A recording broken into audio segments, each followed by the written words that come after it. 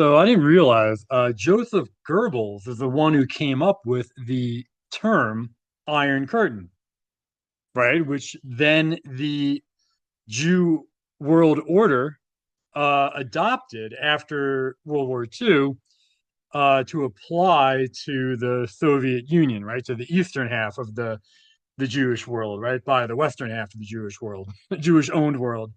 So yeah, so it's interesting that literally the Iron Curtain came from a National Socialist leader, right? And he was speaking the truth. So I don't feel like they normally tell you that, right? I think they attribute it to Winston Churchill. And then before that, they claim I don't remember her name, some lady created it in like 1920, but she used it in a way that had nothing to do with obviously the Soviet Union. So anyway, it said it is a documented forensic fact that Joseph Goebbels used the term Iron Curtain in a very specific context shortly before the end of the 7 Year Tribulation. So before the end of the World War II, I was trying to figure out when possibly the tribulation was, if you believe in that, and I may talk about that in a separate video, but from September 1st, 1939 until October 1st, 1946, which is when the main part of the Nuremberg trial ended, that was 7 years and 1 month. And then look at what has happened to the world after that. But anyway, I'm not trying to talk about that right now.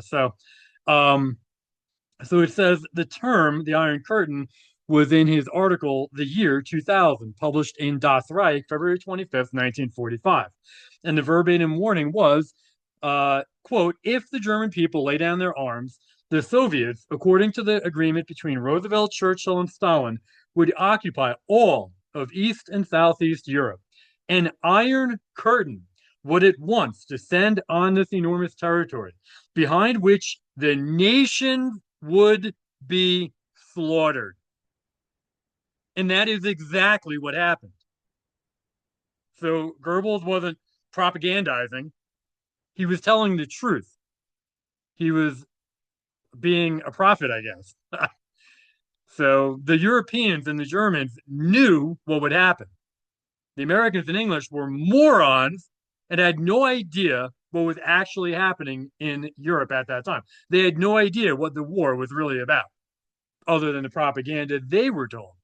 So, anyway, Goebbels was not using it as a political border, but as a warning about the total erasure of the Scythian Israelite remnant, of the European people and their history behind a wall of silence and propaganda and literal genocide. The Allied rebranding, while Winston Churchill is credited with the standard script, in the standard script, for coining the phrase during the speech in Fulton, Missouri in March 1946, the timeline shows he was simply borrowing the term from the very people he just defeated.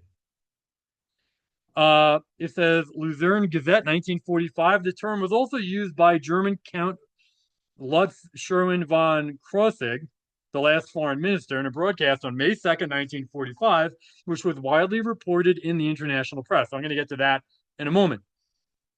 Then it says Churchill, as a high level operative, right, for the beast system, took the German warning about a slaughterhouse and turned it into a Cold War, which was a hoax, software update to justify the permanent military occupation of Europe.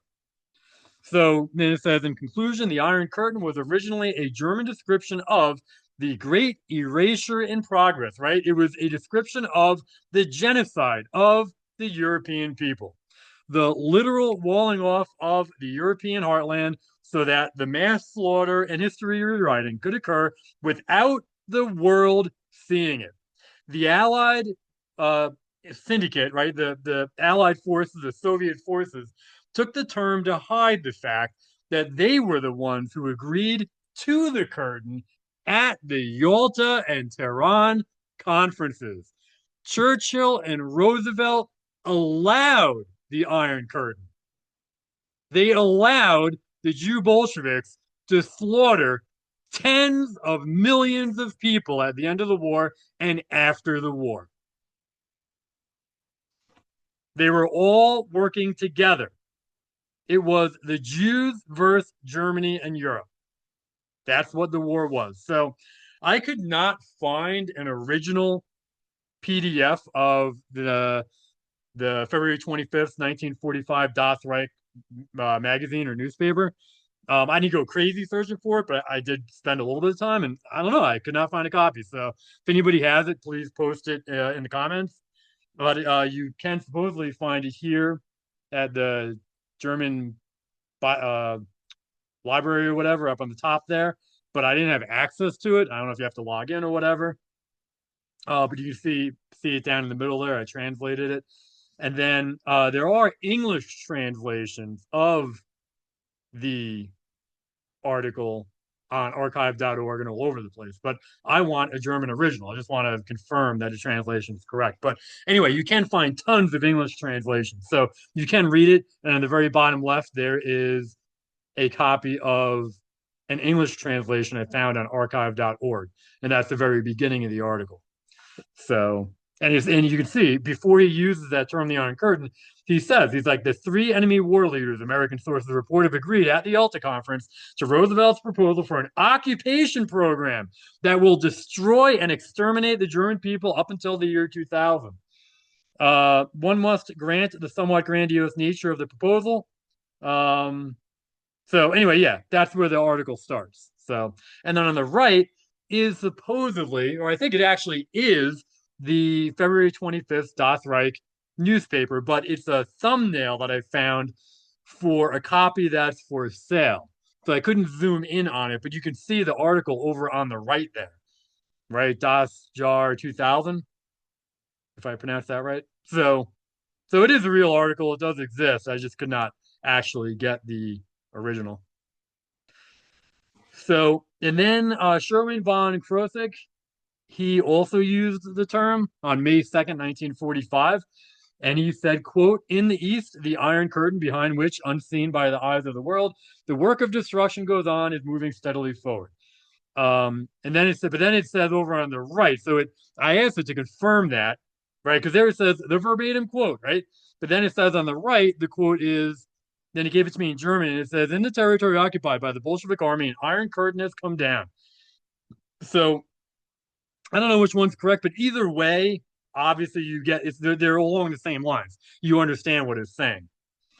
So it was published in the New York Times. So an English version was published May 8th, 1945.